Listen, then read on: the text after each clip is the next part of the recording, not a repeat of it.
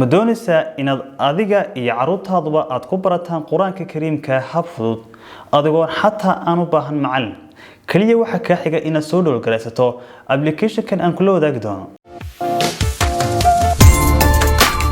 ugu horreyn waxaan ka codsanayaa inaad muuqaalkan like saarto soo kale inaad u share gareyso asxaabtaada kale si iyaguna uga faa'iideystaan application-kan una bartaan quraanka kariimka application-ka waa application-ka loo yaqaano Al-Muqri application-ka aad u baahato inta badan inaad ka soo download gareysto Play Store-ka kama heli doontid laakiin waxa laga soo download gareeyaa adoo galaya Google-kaaga waxaan ku dhigi doonaa link ka soo download doonto muuqaalkan qaybta hoose ee comment-ga application-ka markaad soo download gareysato ee aad soo furato waxa uu kugu soo bixi doonaa qaabkan ayaa kugu soo bixi doonaa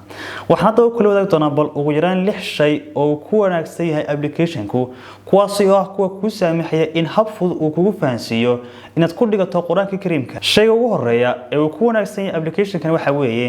inuu application-kan uu yahay mid uu fiican yahay qaabka loo isticmaalayo amba isticmaalkiisu uu fudud yahay kaasi hadhow talo markaad soo download gareysato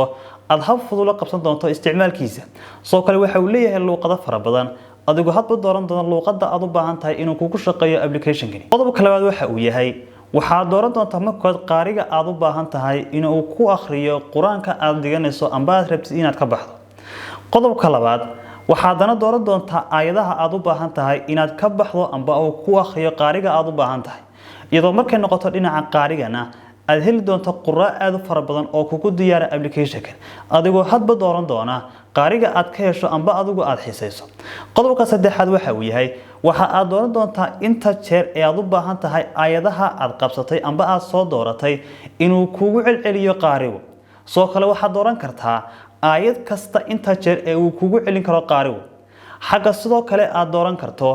aayad kasta marka uu qaarigu akhriyo inta uu qaarigu aamusayo iyadoo taasi ku saaciso qaarigu marka uu akhriyo aayadii inta uu aamuso in adiguna aad sameyn karto inaad ku daba celin karto qaariga si aad iskaga saxdo inaad aayadda si sax ah u akhriday in kale waxaan rajaynayaa in application-kan runtii in badan ka caawin doono in adiga iyo carruurtaadu aad si fudud ku baran doontaan quraanka fadlan la wadaag oo la share garee asxaabtaada kale si iyaguna ay uga faa'iideystaan